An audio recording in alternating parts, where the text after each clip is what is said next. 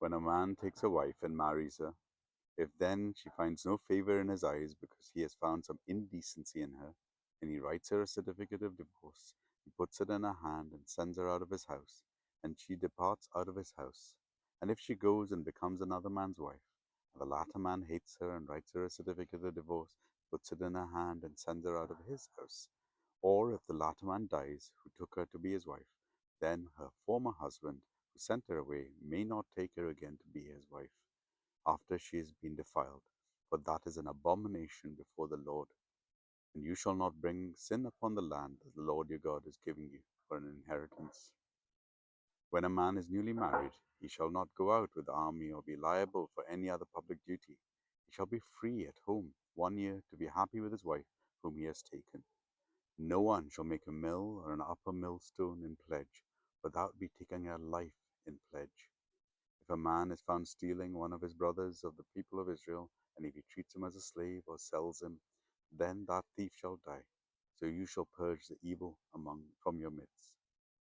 Take care, in case of a leprous disease, to be very careful to do according to all that the Levitical priest shall direct you.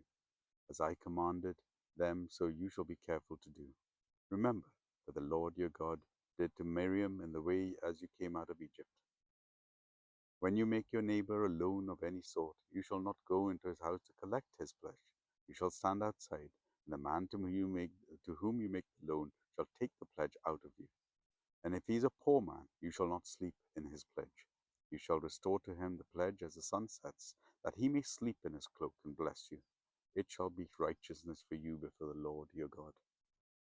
You shall not oppress a hired worker who is poor and needy, whether he is one of your brothers or one of the sojourners who are in your land within your towns. You shall give him his wages on the same day before the sun sets, for he is poor and counts on it, lest he cry against you to the Lord and you be guilty of sin. Fathers shall not be put to death because of their children, nor shall children be put to death because of their fathers. Each one shall be put to death for his own sin.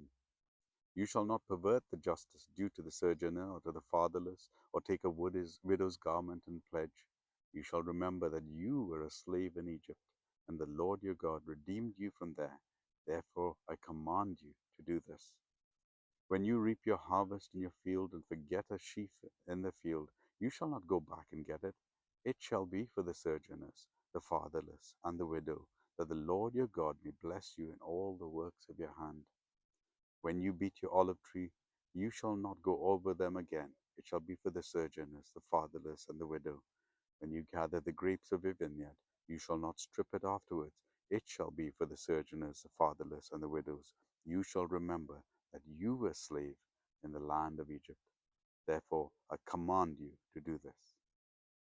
Deuteronomy chapter 24.